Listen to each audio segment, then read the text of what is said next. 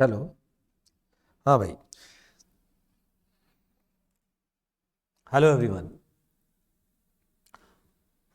तो 1.123 बढ़िया क्वेश्चन है। ये भी पता है, इस पर भी खूब क्वेश्चन बनते हैं मार्केट में, खूब। और जेई में अभी तक इस कॉन्सेप्ट पे क्वेश्चन बहुत खास पूछा नहीं गया है, लेकिन इसी कारण से पूछे जाने की संभावना बहुत ज़्यादा है।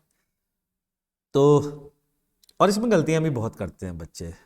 व्हाट जैसे क्वेश्चन क्या है बताता हूँ, है ना। क्वेश्चन पढ़िए आप लोग, मज़े लीजिए क्वेश्चन पढ़ करके, और मैं तब तक आपको बताता हूँ क्यों गलती होती है इस क्वेश्चन में बहुत सारी। तो बच्चा ये है फ्लोर और ये है M1। M2 ले लेता हूँ इसको। ये है M1। कॉफिशेंट ऑफ फ्रिक्शन जो है ना बच्चों, दोनों जगह है K और K। म्यू की जो वैल्यू है कॉफिशेंट ऑफ फ्रिक्शन की, वो K है।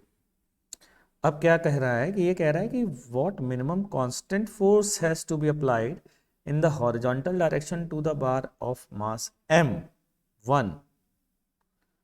ये कह रहा है कि कितना फोर्स कांस्टेंट लगाएं ताकि ये शिफ्ट हो जाए भाई साहब। ओहो, बार ऑफ, हाँ ठीक है। M1 पर कितना नहीं, M2 पर नहीं, मैं गलत समझ गया था, सही है।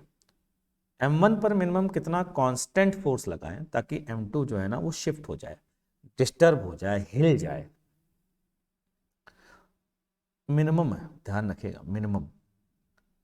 मिनिमम वर्ड को ध्यान रखिए, कांस्टेंट वर्ड को ध्यान रखिए, इससे काम बन जाएगा। अब गलती क्या होती है गुरुजी? गलती ये होती है कि लोग कहते हैं कि अरे इसमें कौन सी बड़ी बात है यार, भाई ये वाला फोर्स जो है वो के एक्स के बराबर हो जाए। ये वाला फोर्स जो है वो के एक्स जो है जब म्यू M2G के बराबर हो जाएगा तो ये स्लिप जो है, हम इसको म्यू ही लेते हैं यार, वरना के स्प्रिंग कांस्टेंट है। और हम स्प्रिंग कांस्टेंट के लेंगे तो अभी म्यू बाद में वैल्यू डाल देंगे, ठीक है। हाँ, तो एक्स की वैल्यू म्यू M2G/K। और गुरुजी ये अगर एक्स की वैल्यू है तो इसका एफ बी डी बना लीजिए। ये हो जाएगा एफ, ये हो जाएगा के एक्स, और पीछे की ओर आ जाएगा म्यू एम जी। तो एफ की वैल्यू आ जाएगी के एक्स मतलब mu M2G plus mu M1G। ये लीजिए साहब, ये आ गया आंसर। अब यहाँ गलती है, ये गलती क्यों है? बहुत मज़ेदार बात है भाई। गलती क्या है, ध्यान से सुनिएगा। गलती ये है कि जो कांस्टेंट लिखा है ना, ये बवाल कर देगा। सर गुरुजी ये कैसे बवाल कर देगा भाई? ये बवाल ऐसे कर देगा कि जिस समय आपने कांस्टेंट फोर्स लगाया, जिस समय इस पर एफ नेट जीरो होगा, उसके पहले उसके पहले स्प्रिंग फोर्स तो छोटा होगा ना, लेकिन एफ तो कांस्टेंट है तो एफ तो उतना ही रहेगा, यानी कि इसका एक्सीलरेशन होगा। और इसका एक्सीलरेशन हुआ तो बच्चों यहाँ तक आते आते इसके पास वेलोसिटी होगी नॉन जीरो।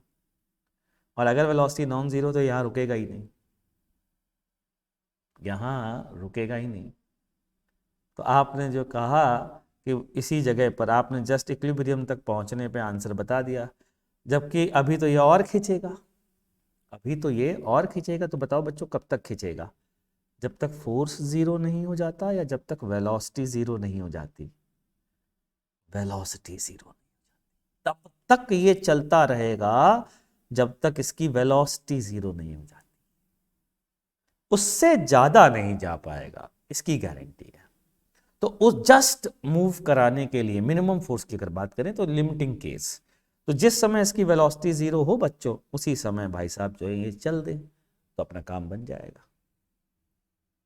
समझ में आया? ये बहुत इंपॉर्टेंट है, ध्यान रख लेना।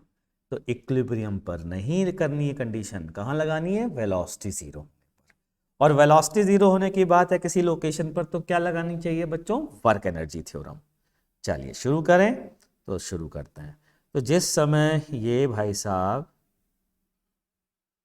चलने वाले होंगे, यहाँ तक तो सही है कि उस समय इसमें इलोंगेशन कितना होना चाहिए, ये तो अपन निकाल ही सकते हैं। कितना होना चाहिए? मान लेते हैं एक्स इलोंगेशन है, तो के एक्स की वैल्यू म्यू M2G होगी, इसमें कोई दो राय नहीं है। तो एक्स की वैल्यू आ गई म्यू M2G। लेकिन ये जो यहाँ से यहाँ तक ये पहुँचे हैं, इस जगह से इस जगह तक जो पहुँचे हैं, यहाँ से यहाँ तक work done by all force किसके बराबर होगा, तो इनिशियल काइनेटिक एनर्जी जीरो और फाइनल भी जीरो, क्योंकि हमने अभी भी डिस्कस किया है जहाँ पर वेलोसिटी जीरो होगी वहाँ तक देखना है। ठीक, तो work done by all force F into x, friction force minus mu m1g into x, work done by spring force half k x initial square minus x final square, यानी minus half k x square equals to बोलिए zero. एक x गायब हो गया, यानी कि x बराबर zero वाला सोल्यूशन हम यूज़ नहीं कर रहे हैं। क्यों नहीं कर रहे हैं, क्योंकि काइनेटिक एनर्जी इनिशियल और फाइनल x बराबर जीरो पर तो होगी ही होगी, तो ये तो ऑब्वियस सोल्यूशन है, तो इसको हटा रहे हैं। ठीक है बच्चों, x की वैल्यू आ चुकी है तो f की वैल्यू भी आ गई ना, mu m1g plus half kx, और kx की वैल्यू कितनी है, म्यू m2g। ये लीजिए साहब, अब म्यू की जगह k चिपका दीजिए भाई, तो f इक्वस टू के m1g प्लस हाफ के को बाहर ले लीजिए m2g, ये आंसर है, चकाचक।